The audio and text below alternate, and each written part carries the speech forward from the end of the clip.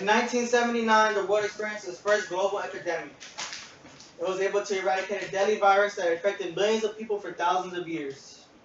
And to better understand this viral infection and how it was eradicated, we'll be discussing the symptoms, the medicinal procedures used to control any outbreak, as well as the modern science that was used to eradicate it.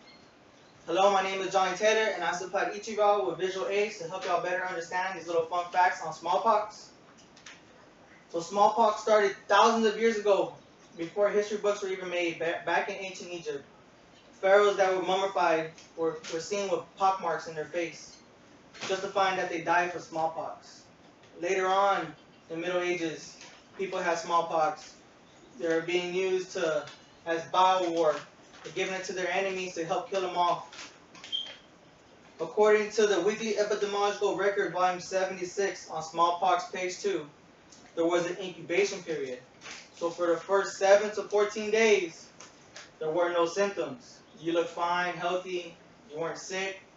Afterwards, as the virus progressed, you became sick. You started getting flu-like symptoms. You started to get a high fever. You started getting body aches, headaches. You started feeling tired all the time. Then a rash appeared. First, the rash would start on the throat, it'll follow to the mouth, and later the whole body would become infected with the rash. As the rash progressed, little sacs would be seen on the skin, and these sacs would become filled with pus. Later, as the sacs bursted, the sacs would turn into scabs, and the scabs would fall off, leaving park marks in the skin, hence the name smallpox. Smallpox created scars and left people blind, as well as killed millions of people. Two major forms of smallpox were minor and major variola. 90% of the cases were major variola with a 30% fatality rate. There are two other minor, rare cases that were very deadly. Was hemorrhagic, where the organs would leak blood into the sac and create internal bleeding. And the other was malignant. Instead of having the sacs, it would just be a smooth rash. Both were a 90% fatality rate. And in children, they are so susceptible to this disease that they had an 80 to 90% fatality rate, no matter what case it was.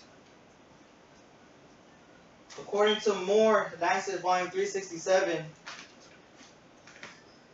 the illness that progressed, what was done to prevent disease, is they created a national and international public health organization. It was created to help communicate with one another. It was created to create a security system to where if somebody caught a case, other people would know about it and they would send somebody out there. We'll take a page from the New England Medical Journal on Smallpox, volume 335. They would send a soldier with a civilian physician out to diagnose the case. And if it was a smallpox case, they will quickly quarantine the area and vaccinate everybody that was there, whether they showed symptoms or not. And the science that was used to eradicate this were from Perron, Smallpox, Past, Present, and Future, volume 11. He considered this a tremendous achievement in the world, being able to use vaccinations to create a healthier person. And the arm-to-arm vaccination was eliminated.